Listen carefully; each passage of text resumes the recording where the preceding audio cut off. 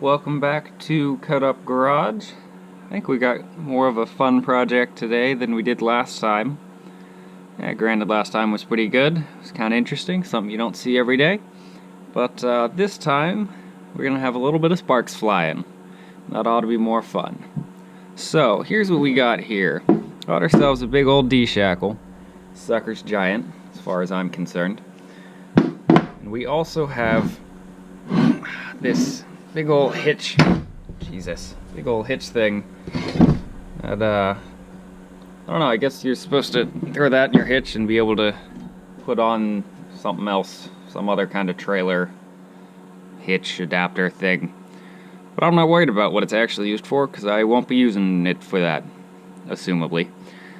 So what we're going to try to do is put this D-shackle on the face of this plate, because I want to have one of these on my vehicle in case I get myself stuck in a ditch somewhere, being that I do like to try to take my vehicle off-road. Now granted, it's not a pickup truck that's lifted with tires and whatnot, but, you know, four-wheel drive is four-wheel drive in my opinion.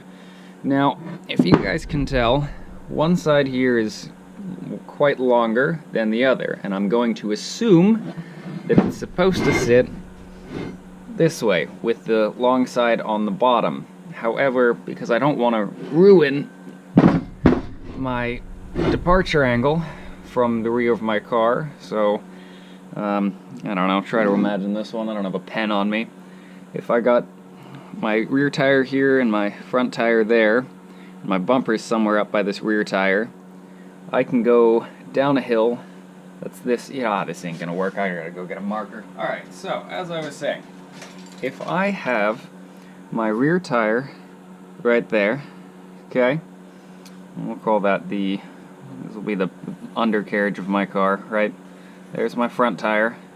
My front bumper's up there. My rear bumper's over here. There I am, sitting happy, all up in that area, right? I can go down a hill that's this steep before my rear bumper hits the hill.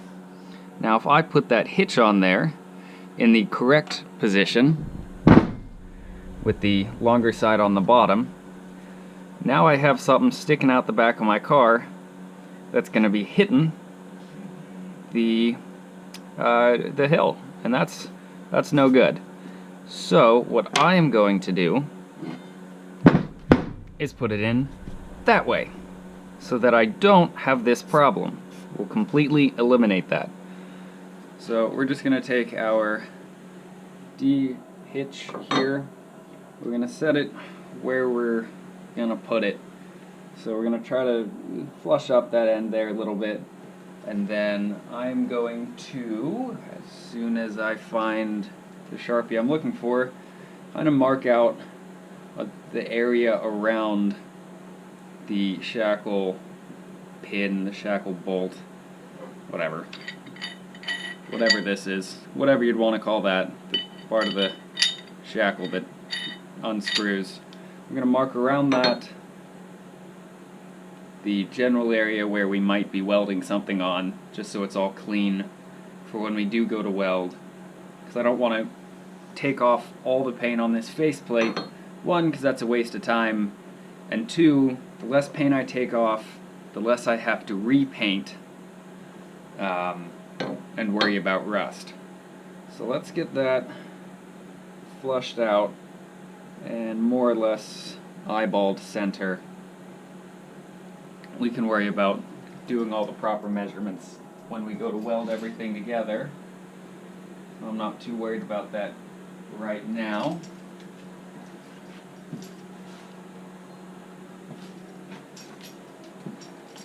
Alright, so I want to mark out directly above, right next to that pin, and then we're going to go just a little further, because we are definitely going to have to be wider than this shackle when we go to weld anything on. Because if it's a triangle, it's gonna have to come from the outsides in to the middle of it. Here, I'll turn that. We'll make this simple. If I went straight up, yeah, you can't even see that. God damn. If I went straight up next to this pin, well, then we have an open gap and we'd have to do a square. But just in case, that's fine. But in case we do a triangle, we're gonna have to come from this farther out from the sides so that we can meet in the middle without disrupting any movement this shackle's gonna need. So we're just gonna keep it wide. I'm gonna mark off where I'm gonna wire wheel, just real rough. That's the area we're looking to do.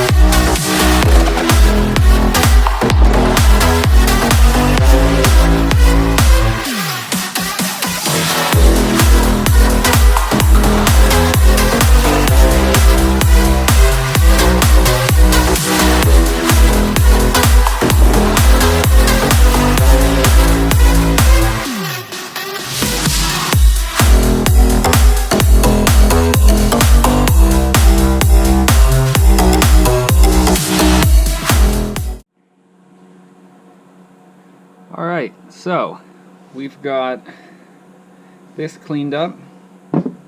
We have our two pieces. Oh, you can't even see that. It's so bright right there. Got our two pieces of cold rolled steel cut to the correct dimensions. See, they line up nice all the way around, more or less. Enough for me. So what we're going to try to do here, we'll get this where we want it. Just kind of eyeball that, yeah. Alright, and then instead of the original plan of setting these up corner to corner and then cutting a 45 on either end so they sit flush, what we are going to do, make our lives a little bit easier, is set them up this way. I don't know if you guys can see that. Let me bring that in real close to you. So we're not going to go corner to corner anymore. We're going like so. And that ought to save us a little bit of trouble. And that gives us a real good amount of room. So if I set that up corner to corner on top of there, it looks decent. We'll get two good places to weld.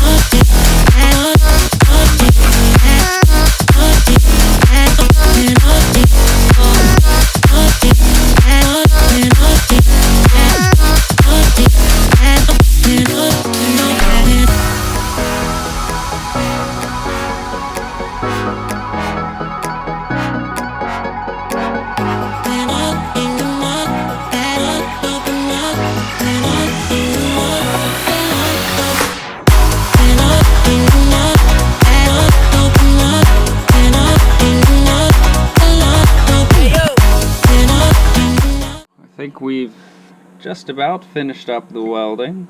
Not quite there yet. We've got both sides of it pretty much finished.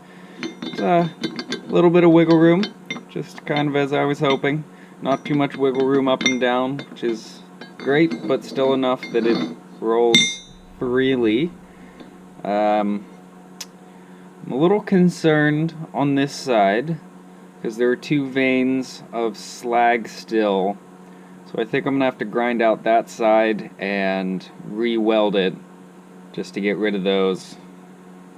Because those are just weak points. But it's not terrible. I mean, it fits. The D-shackle fits in nicely. And the killer is, it doesn't look horrible. I mean, it could be worse, right?